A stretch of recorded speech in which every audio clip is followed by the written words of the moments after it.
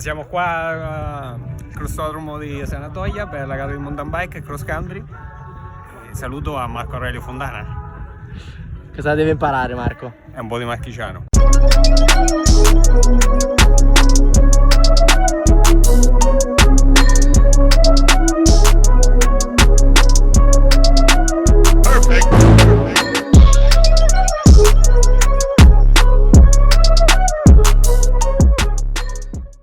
My friend who I was going to be living in a van with, he's traveling with Caleb. Ah, okay. Now he is living in a tent next to the van. I am riding 30k back to Perello. What is it? Is a village Yeah. close to here?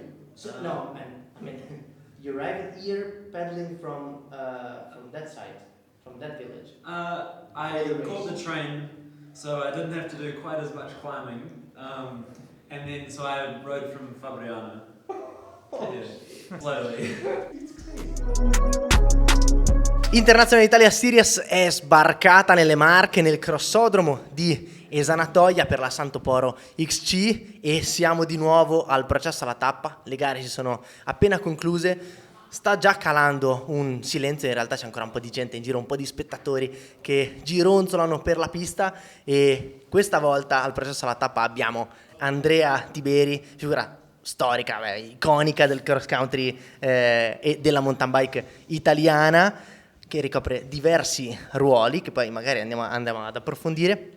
Invece qua a sinistra abbiamo Matthew Walker direttamente dalla Nuova Zelanda. La sua storia è incredibile perché è arrivato, adesso ce lo facciamo spiegare, ma è arrivato direttamente dal suo paese per correre questa gara nelle Marche. So Matthew, welcome to the Internazionale Italia Series process.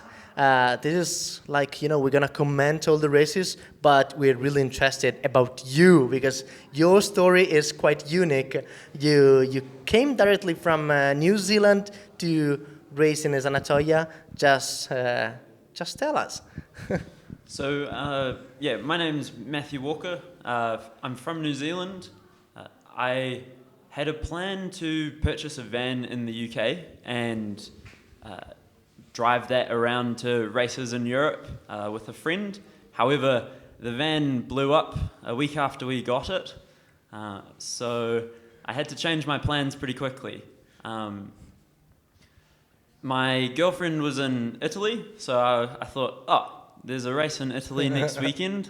Maybe I'll go and try and find a way to get to it.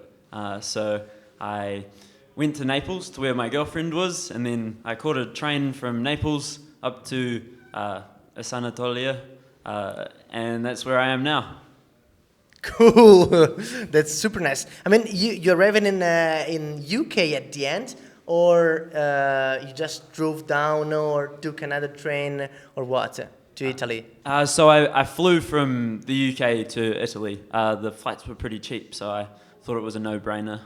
And I know it's your first time in Italy to race. Yes. Yep. I think I've been to Italy before with my parents when I was much younger. So you can speak Italian? A little bit? No. I can say ciao. It's not enough, man. Okay, and then you decided to join this race. But do you already know Internazionale Italia Series and all the races in Italy? So I was planning on doing the one of the next races in La Tuile. Okay. But I was not planning on doing this race. I think there was maybe a race in Germany last week I was planning on doing, and somewhere else this week, but plans changed and I ended up here. And what's next? Next, this week, over 3 days, I am riding to Florence to spend a little bit more time with my girlfriend. And then from there, I'm going to the first World Cup in Novo Mesto. The race is on my birthday, so wow. I'm pretty excited to do my first World Cup. Hopefully, see how we go. Yeah. So really nice story. Let's cheer up for you in Novo Mesto for your birthday. And Thank you, Matthew, because it's always really interesting to to understand even how the riders join races and how brave they are, even because you didn't have any assistant, anything in the tech zones, so everything about yourself. Kind of posh privateer of Marco Aurelio Fontana, but it's New Zealand privateer, these episodes. Yes. Yeah, thank you very much. And do you have a team or not? I do not have a team. Oh, wow. No, there's only a couple teams from New Zealand, one of which I tried to get into, but hadn't started racing early enough. It's like my second year racing, so yeah. Ah, that's cool. So this man right here, it's even free. So if there's anyone interested in hired him, it's his name is Matthew Walker. So thanks, man. It's been a pleasure. Thank you so much for even your participation here. And let's meet in Nove Mesto or in La Tuile. Will you be in Nove Mesto? Yeah, Oh, sure. And even in La Tuile, for See. sure. Yeah. Sweet. But come with some Italian words, at least. See. Grazie Matthew. Thank you so much. Abbiamo brevemente cambiato uno dei due ospiti di giornata, che è Andrea Svittone. Grazie per averci raggiunto. E prima di te c'era un ragazzetto neozelandese, un certo Matthew Walker, che è partito. Esatto, un matto incredibile. E Tibi, cosa ne pensi di quel Matthew Walker lì? Beh, tu mi hai detto che ne hai visti un po' di ragazzetti così. Hanno proprio un po' nella cultura loro della Nuova Zelanda, proprio perché sono lontani e la loro stagione è completamente diversa dalla nostra, hanno un po' questa cultura e mentalità di prendere, venire qua da soli, farsi la stagione appunto in un van, e poi vabbè lui poverino gli è scoppiato il van. Cioè, tra l'altro. Però il è progetto un po', era buono, nel senso. è bello perché poi li vedi e si sanno adattare alle situazioni e comunque poi girare, fare senza farsi tanti problemi. Quindi Sì. da quel punto di vista li stimo. Veramente poi un privato che è venuto qui a correre, diciamo, neanche con chissà quali ambizioni, nel senso lui si voleva divertire, perché alla fine non so neanche come abbia concluso la gara, però non era davanti, quindi c'è proprio una concezione che è diversa, no? Anche di gareggiare. Ma sì, è molto, la prendono molto come esperienza anche, no? Esperienza di vita legata allo sport, quindi viaggiare, fare sport, fare un po' un anno così di in giro per il mondo a fare quello che gli piace. Sì, sì. Tu l'avresti mai fatto, Tibi? Ma perché no? C'è sempre tempo, no? Esatto. Grande. Bene, mi fa piacere che oggi abbiamo questa varietà di ospiti, perché abbiamo davvero punti di vista totalmente differenti sulle gare. E Andre, ma tu in un giorno di gara tipo questo, no? Ma riesci a vedere anche le altre competizioni, quelle che precedono? Ma dipende un po', sinceramente oggi non ho praticamente visto nulla, ho guardato qualche passaggio delle donne quando sono arrivato su, però dipende anche un po' dalle location, quando sei attaccato al percorso, magari con l'albergo, l'appartamento, così ti guardi anche le partenze delle junior, quando fai la sgambata la mattina, così. Invece in altri casi chiaramente ero a mezz'oretta da qua, un quarto d'ora in macchina. E quindi sono stato a arriva riposare. sì, esatto. Sì. Però secondo te è una cosa che mentalmente ti aiuta ad avvicinarti alla gara, oppure lo fai giusto perché sei lì in zona? Ma no, in realtà ti dico, mi aiuta a entrare nella gara, arrivare più o meno un'ora e mezza, un'ora e un quarto prima, guardi 2 passaggi, poi quando sei sul campo gara comunque le emozioni un po' cambiano. L'importante è stare tranquillo fino a quel momento e poi è giusto entrare un po', diciamo, in trance della gara. In progressione. Esatto, Okay. fino ad arrivare poi alla partenza. E quindi niente, Tibi, ci tocca raccontare anche ad Andreas come sono andate le prime gare di giornata, e devo dire che questa mattina comunque la prima gara, quella degli junior, è stata una bella gara, una gara combattuta, comunque con tutti gli atleti più in forma del momento. Alla fine l'ha spuntata Elian Paccagnella su Gabriel Borre e Diego Milan. Tra l'altro Ettore Pra poi anche lui ha fatto quarto, mi pare, e è stato anche lui a lungo nel gruppetto di testa. Questi ragazzi si stanno suonando comunque, eh? Sì, ma è un bel gruppetto, dai. Li abbiamo visti, abbiamo fatto un po' di trasferte con loro, con la nazionale, ed è un bel gruppetto, tra l'altro anche molto affiatato tra di loro, e questo è bello. E in gara oggi, Elian ha fatto un po' una discreta differenza, perché poi abbiamo visto che su questo percorso non era così facile proprio prendere e andare via, no? Sì.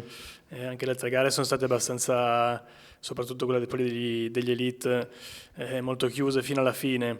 Quindi aver fatto quella differenza lì vuol dire che era decisamente superiore oggi. Sì, e poi tra l'altro forse è stato l'unico, forse insieme a Ettore e Pra, che l'hanno presa un po' più tranquilla, no? Anche lui mi ha detto, ma guarda, ho cercato di non farmi sorprendere, sono stato sempre lì a controllare, e poi quando ho capito che avevo energie ho accelerato un po', e quando ha accelerato, perché mi pare che sia arrivato con quasi 20 secondi di vantaggio, e sostanzialmente tutti sull'ultima tornata li ha guadagnati, quindi veramente una bella gara da parte sua, e anche Diego Milan, che è al primo anno tra gli junior, cavolo, bel motore quello.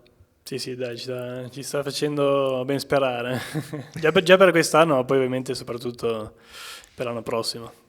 Ecco, e poi nella gara donne invece è successo che abbiamo visto un risvolto ancora diverso rispetto alle prime due prove di internazionali, perché rispetto all'assolo, per dire, di Martina a San Zeno, e quella lotta a Capoliveri, qui c'era un bel gruppetto, si sono interscambiate un po' tra di loro. Ieri nel Toto Fontana era già stato scritto quel finale. Tibi invece a metà gara era ancora titubante, perché mi ha detto, secondo me queste ragazze così giovani sono partite un po' troppo forte. Poi ti sei ricreduto?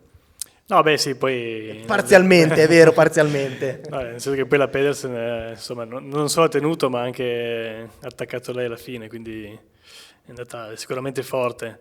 No, dai, sia nell'elite donne che uomini, credo che sia un momento un pochino di, così, non proprio di valore in campo, non si gioca proprio a carte scoperte in questo momento, no? Perché tra preparazioni per la Coppa, eccetera, ognuno è arrivato qua con un percorso un po' diverso, particolare, quindi insomma la giornata ha detto il suo risultato, però sì, è un momento ancora un po' così soprattutto guardando avanti a quello che viene dopo. Questo vuol dire che c'è ancora margine per vedere qualcuna delle ragazze che forse non abbiamo ancora visto nel pieno della forma crescere, no?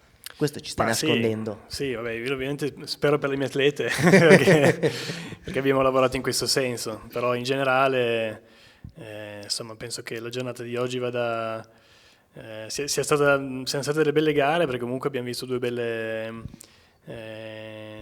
gare combattute, e il percorso secondo me è stato, poi magari ce lo dice meglio Andreas che la corsa, però secondo me lui l'ha visto bene il percorso. però è il percorso divertente, secondo me, duro, secondo me molto duro, perché non lasciava mai tanto respiro, quindi dai, ha dato delle belle gare, adesso poi vediamo come evolve la situazione per la Coppa. Ecco, infatti, anche perché mancano appunto 2 settimane, quindi anche questo può essere già uno step di avvicinamento importante, no? In quell'ottica. Andre, io invece voglio sentire da parte tua, in mezzo a quella polvere, in mezzo a quegli alberi, com'è stata la gara maschile? Perché noi l'abbiamo vista, io e Tibi l'abbiamo vista più o meno dallo stesso punto di vista, ma il tuo era direttamente on board. Ma sì, dai, alla fine trovo che più o meno si assomigliano poi tutte le gare qua tra San Zeno e sia Capoliveri, che c'era a livello forse un pelo più alto, però ci sono assomigliate tanto, un gruppetto di 5, 6, 7 atleti davanti, e poi alla fine è chiaro che dopo un'ora e 10 di gara, gli ultimi 2 giri è lì che si gioca veramente la gara, perché si gira con tempi più bassi dei giri precedenti, e però si è chiaramente più affaticati.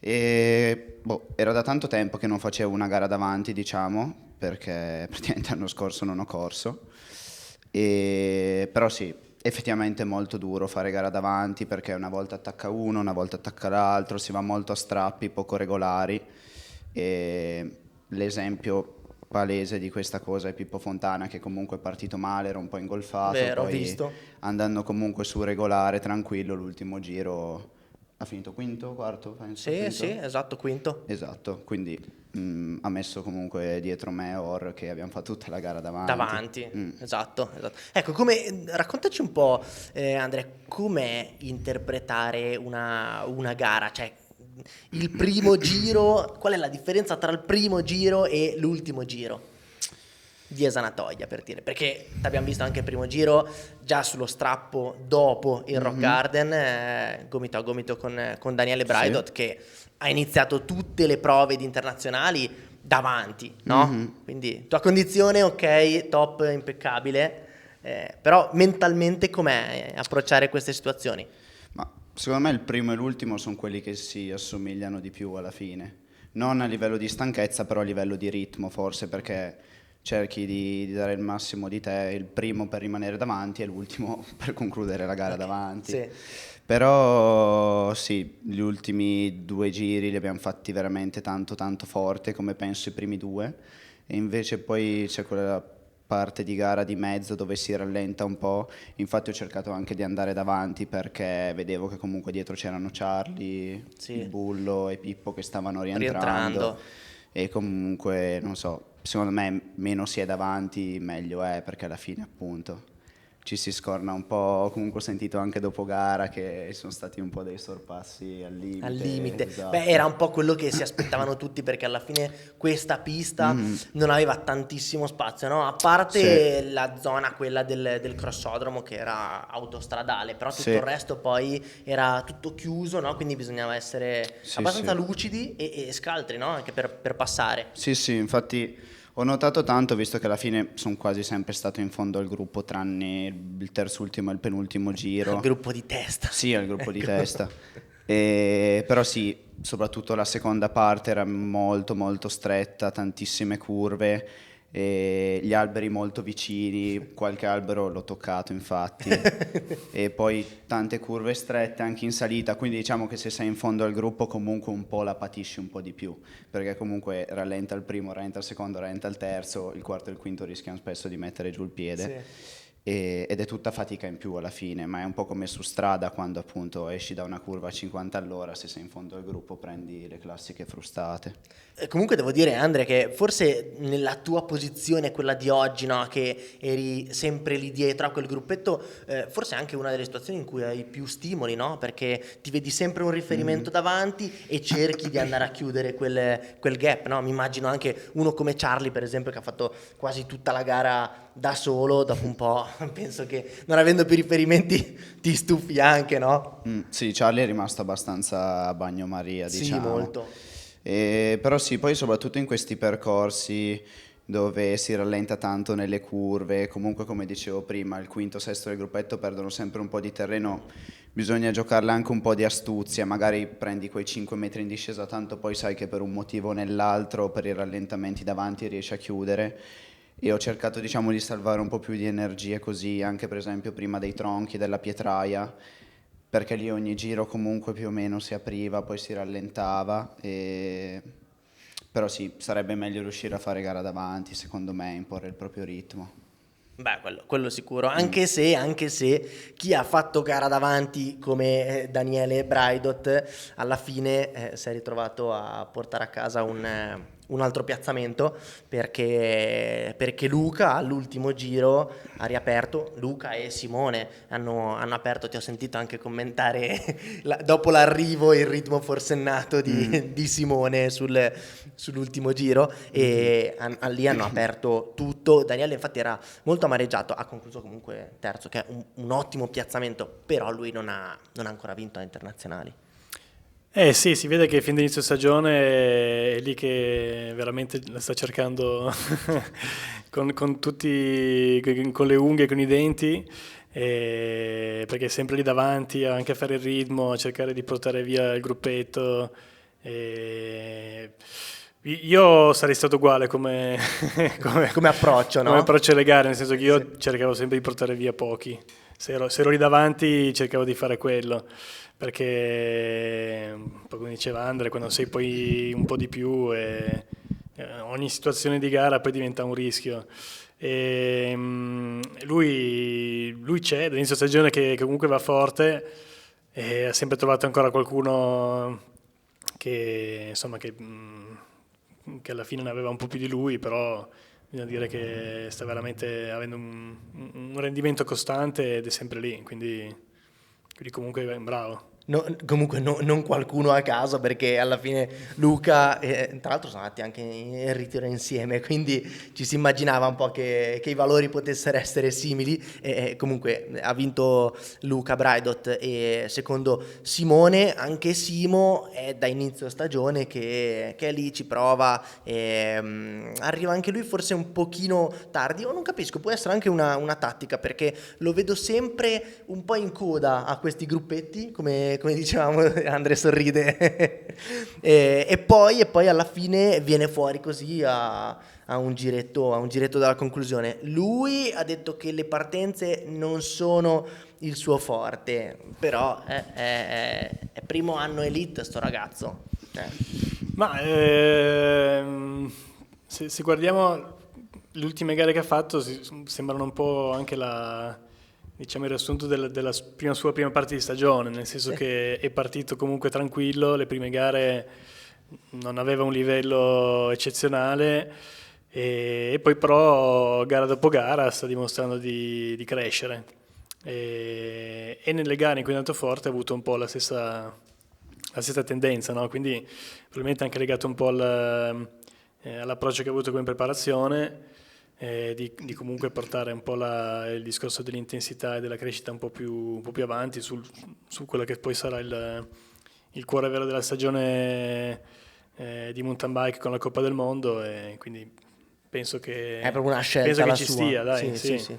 Ma Andre, io ho anche notato, no, che l'avete detto entrambi voi, no, che su questo percorso si faceva veramente fatica a fare la differenza, no? Infatti Luca su Simone l'ha fatta proprio nell'ultima salita, no? Nell'ultimo tratto di questo percorso. Era così, Andre, era impossibile fare la differenza. Ma sì, alla fine il percorso era veramente lento secondo me, perché ho visto a fine gara, sono rimasto anche un po' così perché abbiamo fatto forse 22-23 km di gara, che è tanto poco. Sì. Però sì, si faceva molta fatica a fare differenza, soprattutto perché, come ho detto prima, se si va tanto a strappi, poi quando ci si ferma qualcuno rientra sempre, poi alla fine la si fa gli ultimi giri. Io alla fine ho preso, non so quanto ho chiuso dai primi 30 secondi, non so, penso li ho presi tutti nell'ultimo giro, perché alla fine all'inizio dell'ultimo giro eravamo tutti insieme. Sì, esatto. E Simo è sorprendente perché secondo me c'ha una grinta incredibile. C'ha una grinta. Al di là della preparazione non si può dire nulla, perché rimane tutta la gara lì agganciato. È vero, e... sembra il primo Sì. di quelli che si staccano. Cioè ho detto, magari lo batto, e invece no.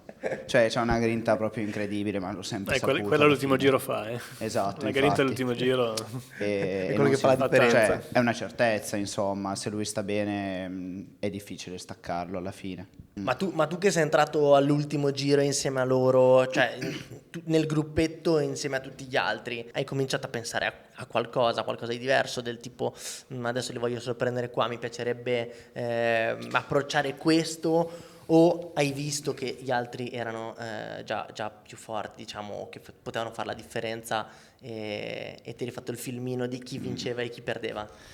Ma fare un commento del genere post gara è sempre difficile, perché ricordarsi la sofferenza e la fatica è abbastanza... Non è bello? Sì, non è facile più che altro ripercorrere le sensazioni che hai avuto.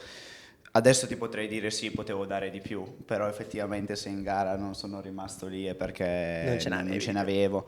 Magari effettivamente avrei potuto anche rischiare di saltare per aria, perché tanto Charlie era forse un minuto dietro. Sì, era penso. lontanissimo. Esatto, quindi però io adesso tanto non sto neanche pensando troppo al risultato, sto pensando tanto a me stesso, alla mia condizione e all'avvicinamento alle coppe. Beh, comunque il risultato l'hai fatto, perché hai fatto primo under, e quindi questo diciamo dai, è una bella soddisfazione, l'hai fatto anche a Capoliveri, occasione speciale quella. Come le stai vivendo tu emotivamente queste gare? Ma diciamo che sto lavorando tanto con un mental coach perché dopo questo inizio di stagione ho ritenuto necessario appunto fare quest'altro step che mai avrei pensato di fare, tra l'altro. Davvero? Sì, sì. Ok. Sono sempre stato uno, tanto vado bene senza, perciò perché dovrei avercelo. Però forse anche la maturità aiuta a prendere certe decisioni. E appunto, come ti ho detto, io penso tanto a me stesso senza focalizzarmi troppo sul risultato. Poi è chiaro che i tuoi filmini te li fai chiaramente, perché il risultato è l'unica cosa che conta al nostro livello. Però penso che l'unico modo per effettivamente tornare ad avere grandi risultati, perché poi vengono di conseguenza, è pensare prima di tutto a me stesso, senza appunto focalizzarsi troppo sugli altri. E poi alla fine oggi c'era Charlie che è abbastanza un punto di riferimento tra gli under, quest'anno Vero, non correrà con vero. noi, però comunque è uno che ha fatto 2 anni fa podi in Coppa, l'anno scorso podi in Coppa, è il mio storico avversario del mondiale del 2019, quindi diciamo che batterlo è Vero, una bella cavolo. sensazione. Quindi Sì. c'avevi un po' il dente avvelenato anche da Sì, quell'occasione. vabbè, senza dubbio, poi sono passati 4 anni, 4 anni sono tanti però, ed è successo di tutto in questi 4 anni peraltro. Ma era la prima volta che lo rincontravi in una gara? No, beh, Ah. tutte le volte l'ho beccato in Coppa, lui però il mondiale mi ha sempre, no, tranne una volta mi ha sempre battuto, insomma. Quindi tocca Una lavorare. volta mi ha abbattuto, Ti ha letteralmente. battuto proprio Sì, fisicamente. esatto. Sì. Non era No, internazionale non italiano. facciamo fatica a crederlo. Tra l'altro, la differenza, diciamo che la differenza di stazza è notevole, quindi Sì, sì. non la E ai vediamo tempi difficile. era ancora più accentuata la Sì. differenza. Sì. Però secondo me tu nel gruppo sei un altro di quei atleti come Simo Avondetto con tanta grinta, quindi Sì, Simo penso sia inavvicinabile al momento, però lo penso, cioè sì, non so, più che altro penso per come è andato l'ultimo anno di aver dimostrato alla fine di avere una buona testa. insomma. esattamente per quello, Ecco. infatti. Al di là della grinta nel momento della gara, però Cioè, comunque stai dando delle grandi dimostrazioni in questo periodo e quindi ti meriti tutto, insomma, no? sì. Tibi, ma invece dal tuo punto di vista noi vogliamo sapere cioè tu come operi durante una gara in questo caso in sanatoria, come diciamo gestisci i tuoi rapporti con gli atleti e con la squadra durante le varie competizioni? Ma allora, c'è da dire che durante la gara non è che si possa far molto da fuori, nel senso che Tu osservi. io osservo e ogni tanto può esserci l'occasione di dire qualcosa di utile, ma sono veramente poche le occasioni in cui si può dire qualcosa di utile. Tante volte sento un sacco di gente che fai così, fai cos'ha, però da fuori non puoi, Non lo non puoi senti. dire quelle cose perché non sai, e tante volte sono dette anche un po' così, un po' a caso, no? Come incitamento, però l'incitamento deve essere un'altra cosa. Ogni tanto qualcosina puoi dire di utile, però di base il lavoro devi averlo fatto prima, quindi sia a livello tecnico che poi a livello anche tattico, magari si pensa a dei possibili scenari che possono venire fuori in gara e si parla un po', si discute un po' di come si possa insomma, affrontare, che tenuta di gara fare poi, no? Ok. E niente, poi dopo me la guardo da fuori e poi soprattutto mi serve per il dopo, per analizzare un po' cosa è successo Per i e tuoi lavorare debriefing, per gli storici debriefing di Tibi che però sono passati da Facebook a taccuino, penna A privati. No, beh, la tua routine durante una gara, cioè tu ti muovi spesso, no? sul percorso, cambi punto di osservazione e da lì immagino che poi trarrai delle conclusioni che riporterai anche ai ragazzi, no? Alla squadra. Ma sì, diciamo che sicuramente un punto di vista di osservazione è quello tecnico, quindi come vengono affrontati i passaggi tecnici anche in relazione agli altri, in relazione alle condizioni, e quindi da lì capire se ci può essere qualche spunto poi di lavoro e di analisi, e poi un po' comunque anche semplicemente per stare vicini ai ragazzi, perché comunque un po' di tifo, insomma, anch'io quando ero corridore fa piacere, no? Senza esagerare. Però lo fai più senza- sobrio. Lo fai Più sobrio, sì, ma perché anche perché quando ero anche da corridore, cioè, mi piaceva il supporto, ma sai, la presenza, no? Non le urla esagerate. Poi magari un giorno, se siamo davanti in qualche gara importante, mi metto a urlare anch'io, però quello non lo so. Nove mesto, Però, nove mesto, per esempio. però sì, di base, insomma, cercare di anche trasmettere calma, no? Quando devi dire qualcosa a loro, trasmettergli calma, non farli agitare, non usare toni troppo forti, perché potresti poi magari un attimo... Destabilizzarli anche. Sì, Beh, in questo comunque il tuo lavoro ti rispecchia perfettamente, perché tu sei questo, tu sei una persona facile, dici. calmissima, quindi No, cavolo, sì, dai. cioè sei nato per questo ruolo alla fine. Ma non so, è il mio, quello è il mio modo di essere, poi magari i miei atleti ti dicono che Che lo odiano. sì, che non lo sopporto abbastanza. No, però dai. Andrea, invece dal tuo punto di vista, tu apprezzeresti di più, a te piace l'atmosfera festosa delle gare, le motoseghe per dire, o ti piace chiuderti in te stesso e concentrarti sulla tua azione? A me piace abbastanza, sinceramente, ti fa venire un po' il brivido. Il A te casino, piace la quella festa? roba lì, Ok, sì. ok. Poi dipende anche da quali persone te lo fanno. Mi ricordo di un episodio all'Europeo del 2021 dove mi sono sdraiato. Ecco. Che... Novi Sad, no? Novi Sad, Sì. esatto, molto sad. Molto sad. Esatto. E dove appunto avevo detto ai due gemelli la cosa che più non sopporto che mi venga detta in gara, perché io forse c'ho un'espressione, non tendo forse a far vedere molto come sto, così sono sempre abbastanza uguale. Vero, se ci penso sì. E ogni tanto le persone dicono tipo che cos'hai? E quella roba mi fa mega impazzire, Sì, capito? sì. E appunto lì a Novi Sad mi ha fatto mega ridere perché avevo devastato il cerchio al secondo giro e passando a piedi con la bici a spinta Dani mi guarda e mi fa che cos'hai Vitto? No! E vabbè, però lì mi ha fatto ridere. Però sì, quella è l'unica cosa che mi dà fastidio, invece per il resto apprezzo tutto, poi come ho detto spesso ci sono appunto i ragazzini con le motoseghe che si gasano un sacco e secondo me è bello far gasare le persone, cioè alla fine vivi anche per regalare emozioni alla gente, perché se nessuno fregasse di quello che fai, del risultato che ottieni, non avrebbe troppo senso, al di là di farlo per te stesso, secondo me. Sì, verissimo. Tra l'altro devo dire che a Esanatoia abbiamo anche avuto prova di quello che è il calore del pubblico marchigiano, no? Molta gente è venuta qui sul percorso, personalmente non me l'aspettavo, no? Non perché Esanatoia non sia raggiungibile, però perché erano persone che insomma non è che avessero figli o nipoti o cugini che correvano, semplicemente erano degli appassionati e anche qui c'erano motoseghe a tutto spiano, ragazzini impazziti, un po' come, ma un po' meno rispetto a Capoliveri che hanno sequestrato Nino Schurter per... Sì, è stato scioccante È Capoliveri. stato scioccante. Beh, non vorresti vivere dei momenti del genere? No, tu? sempre, fosse sempre così metterei la firma. Però Capoliveri c'era veramente... Non penso di aver mai visto così tanta gente in una gara Cioè, c'era il in mondo, Italia, sì, secondo sì, me, sì. internazionale. E poi tanti ragazzini, c'è un pubblico di piccoli rider, no? O comunque anche piccoli appassionati, poi vedremo insomma quando cresceranno cosa saranno, però tanti appassionati di cross country, cioè, questo è bellissimo e quello che sto notando è che si sta verificando quello che succede poi nelle gare su strada, no? Che i ragazzini chiedono le borracce a tutti i rider, cioè a chiunque.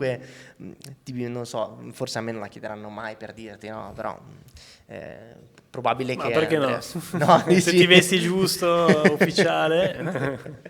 Mi potrebbero scambiare. No, questo non credo, questo non credo. Invece, Tibi, parliamo di un altro ruolo tuo che l'hai già accennato, insomma, che è quello un po' anche dei pre-gara, no? Per quanto riguarda le scelte tecniche che si fanno rispetto a quello che è la condizione della gara. Ti vediamo spesso girare con i ragazzi della squadra, fate un po' di loop, no? Cioè, come funziona quella fase lì? Ma diciamo che l'approccio è sempre è sempre un po' lo stesso. Soprattutto poi con le ragazze facciamo una prova percorso un po' più statica, anche per analizzare meglio, provare un po' di più i passaggi.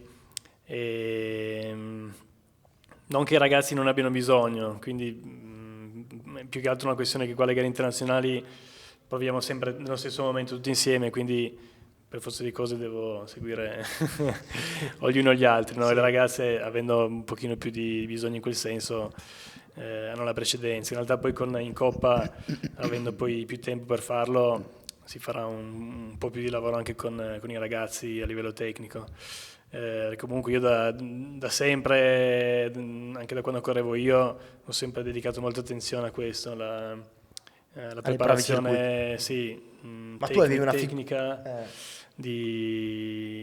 A volte anche c'è poi il percorso dove conta di più, dove conta di meno. Sì, vero. Però in tanti percorsi, anche tratti che sembrano banali, dopo quando sei in gara, farlo in un modo o in un altro ti cambia per quei 10 secondi la sensazione di fatica che fai, e alla lunga nella gara ti può aiutare, comunque essere più fluido, trovare più scioltezza nel fare le cose, e quindi per me è una cosa molto importante e cerco sempre di trasmetterla, quindi quella è una parte molto importante, e poi da lì si fanno poi un po' le scelte in generale, tecniche, gomme, pressioni, insomma un po' in base alle sensazioni che si hanno anche girando, si fa poi un po' il setting fine anche della bici e il tuning, e ci si cerca di preparare al meglio per la gara. Anche perché in una situazione come questa qua, oggi le previsioni mettevano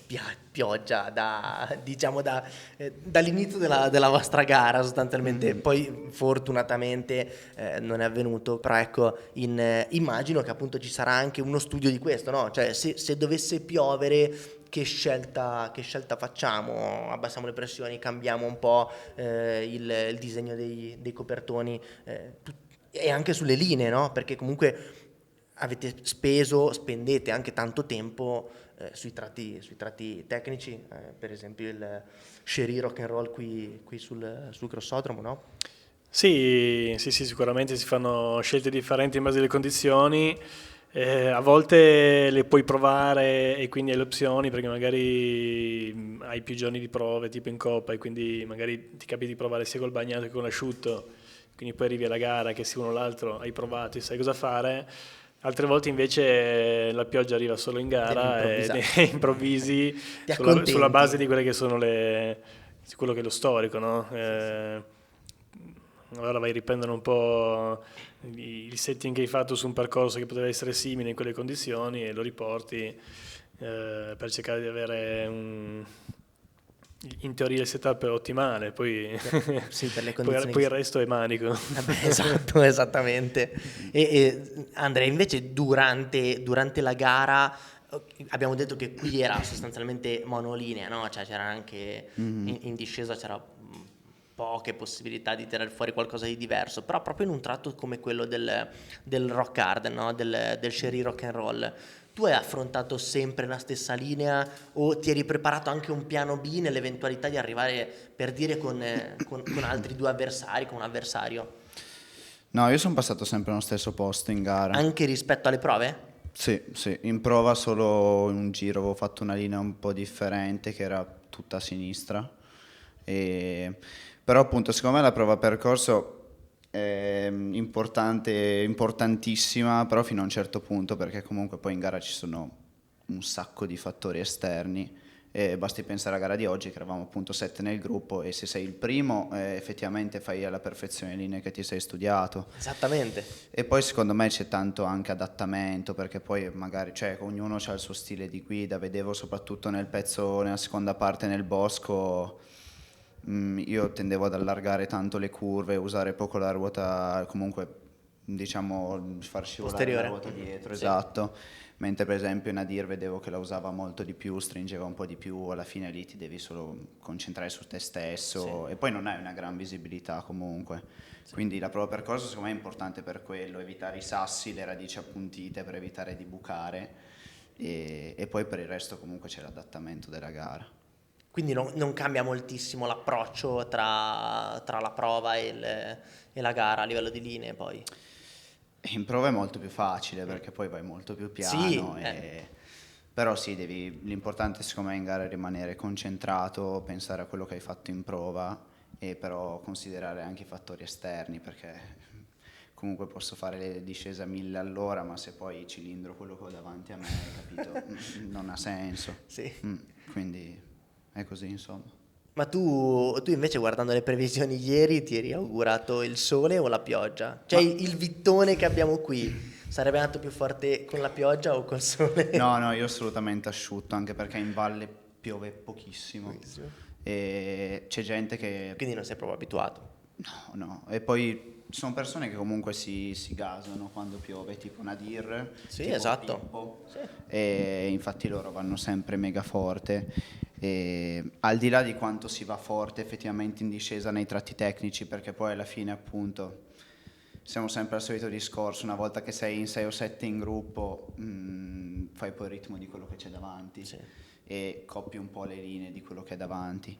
Però appunto c'è chi mentalmente diciamo si sblocca quando piove, e forse perché sa che gli altri la patiscono un po', e io sarei tranquillamente uno di quelli che la patisce un po', ecco. E tu Tibi, cosa ti aspettavi? Pioggia, sole? No, per fortuna ci Facevi un po' di aspettavamo non pioggia, le previsioni avevano detto non pioggia, alla fine ci hanno azzeccato, e sarebbe stata un po' sketchy con la pioggia qua, Vero, perché il vero. terreno sembra un po' quello di Alstad. Sì, Questo roccia frantumata nel terreno che fa un po' da bagnato, effetto proprio saponetta. Sì. Quindi sì, non sarebbe stata proprio semplice da gestire col bagnato. Però sarebbe cambiata molto a livello di approccio, secondo te? Perché ci sono dei allora, in quelle ripidoni. condizioni, sì, quello che poi fa tantissimo è il coraggio che uno ha di cercare il limite, perché poi fondamentalmente sul bagnato è quella la differenza tra chi riesce a tenere un'andatura buona e chi invece la patisce. Cioè, c'è chi proprio tira i remi in barca e si tiene proprio distante dal limite perché non ha la confidenza di andarci vicino, e c'è chi invece riesce a mantenere quella calma che ti permette di cercare di più il limite, ogni tanto piantandola, però, però per forza di cose. Però è così, sul bagnato chi va forte perché ci prova a raggiungerlo. Sì, però bisogna anche dire forse che appunto in questo terreno, per esempio anche lo stesso Rock Garden, non mi sembrava poi così complicato anche in caso di pioggia, no? Cioè mi sembrava una roccia comunque porosa che faceva abbastanza attrito. Chiaro, magari la linea sarebbe cambiata leggermente, o forse sarebbe anche rimasta la stessa, no? Perché appunto non era quel sasso di fiume tondo un po' pericoloso. Ma no, il Rock Garden sì, probabilmente non avrebbe creato più di tanti problemi perché non è un sasso autoctono. Ma come, mi hanno detto di sì? No, però non è lo stesso che trovi piantato nel terreno. Invece quello che c'è piantato nel terreno è un po' liscio, un po' più balordo. Poi è sempre la combinazione sasso-terra che fa. Sì. E quella naturale che c'è qua scivola. Credo che qui veramente sarebbe diventato un pantano che si tiravano su. Sì, questo me lo dicevano, perché l'anno scorso abbiamo fatto un sopralluogo qua per il percorso, E mi raccontavano che quando c'è il fango che girano con le moto, qua tritano tutto, perché c'è questo misto fango Sì, sassetti ghiaia, cos'è? che distrugge la moto. proprio. E quindi proprio sono dei sadomasochisti anche loro, cioè quelli che vengono a girare qua quando piove, onestamente. Beh, però no, meno male che ha tenuto e quindi bello. Io devo dire una gara come quella, le due gare che mi sono piaciute di più sono state quella junior e quella maschile, un po' anche perché appunto quella maschile siete arrivati all'ultimo giro che non si sapeva ancora niente, erano tutti lì che potevano scommettere su chiunque, no? dei ragazzi che era davanti, e poi alla fine è saltato fuori dal boschetto Luca per primo con quella manciata di metri su Simone. Mi sarebbe piaciuta una volata però, No, la volata La volata era è da sempre- fare lì. Era da fare lì, No, ma infatti l'hanno fatta lì, perché è uscito Simone davanti. all'ingresso, quindi l'hanno È fatta. uscito Simone davanti e ha provato, c'erano ancora quei due strappetti proprio nella pista da cross. Sì, mortali. E quelli. Simo ha provato a uscire dal bosco forte e tenere aperto, però poi Luca si vede che ne aveva di più, e proprio su uno dei due strappetti di potenza è proprio andato via bene. Gli era rimasto un po' di benzina di scorta, dai, è andato No, bene così. anche perché anche Luca, per esempio, a fine gara mi ha detto: io Simo non l'avevo visto tutta la gara, poi è comparso così all'ultimo giro, cioè non me l'aspettavo neanche. E effettivamente è stato molto intelligente in questo tipo di gestione. Pista è stata super good, molto veloce comunque, al di là di Andrea, tu hai avuto un punto di vista differente, tu l'hai corsa, quindi ti è sembrata lenta a te. Non so, dobbiamo vedere la media oraria, secondo me. La media per oraria. certezza. Facciamo una verifica sulla media oraria e Esatto. poi decreteremo se era una pista Però veloce. c'erano tante curve, ecco, secondo me. E Quello quindi era bello? Ti dà la sensazione che sia lenta. Ecco, ti ha la sensazione che Invece a Capoliveri scendevi giù a fiamma dalle fiamma. discese, sì. Comunque, ecco, rispetto a Capoliveri hai fatto proprio un confronto totalmente diverso, cioè nel senso Capoliveri era tanto più tecnica di questa. Sì, a livello di passaggi singolari direi di sì. Però io ho sempre sostenuto che le gare dove più pericolose sono quelle dove fai le discese veloci. Ok. E vabbè, pensa a me che effettivamente mi sono distrutto in un prato. Un tratto che sì. Perché alla fine, finché fai i passaggi lentamente, a meno che appunto non succede come a Martina l'anno scorso a Capoliveri che ha cilindrato in pieno un sasso, è chiaro che ti fai male. Però penso che a Capoliveri, se uno ad esempio fosse caduto nella discesa giù sotto, che andavi giù a 40-45 all'ora, capisci che ti sgretoli sul terreno. Vero. Quindi secondo me a livello di pericolosità è sempre un po'... È relativa, sì, no? È relativa, sì, esatto. è relativa. Bene, quindi il percorso secondo me è stato da spettatore è stato veramente bello da vedere, buoni spunti, divertente, ottimo pubblico, il tempo ci ha graziato e quindi noi adesso ci rivediamo al prossimo appuntamento di Internazionale Italia Series. Ringraziamo Andrea Tiberi. Grazie a voi. Grazie Andrea Svittone, complimenti per la Grazie. vittoria di oggi e quindi ciao a tutti.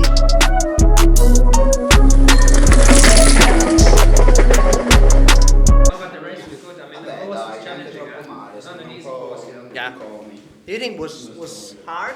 I mean, because of the pace or No, I mean, yeah, pace and stuff, but I think it's just like, the course itself, it's provided, like, I mean, it was kind of narrow and stuff, you needed to know to position yourself nicely and stuff, and I mean, they were like, really technical in the end, but I think, like, it was really a demanding course, so you always had to be there, and as soon as you were on the edge, I mean, you felt it straight away, so I think it was great. It was technical as well, and like punchy course and stuff. I think it was good hit out for everyone just before the first World Cup. Exactly. Yeah. That's why. I think, I mean, in course, in terms of results and stuff, I think there are going to be some changes, but like everyone's coming now for preparation, and training camp, and this, so in 2 weeks I think it's going to look different, but I I think that race delivered quite nicely. And I always love to come back to Italy. You know? It's always good meeting good people, having good food and some good red wine. So I need to cut the red wine. All right, guys. See you soon. Ciao, Mani. Ciao, good to see you. Ciao.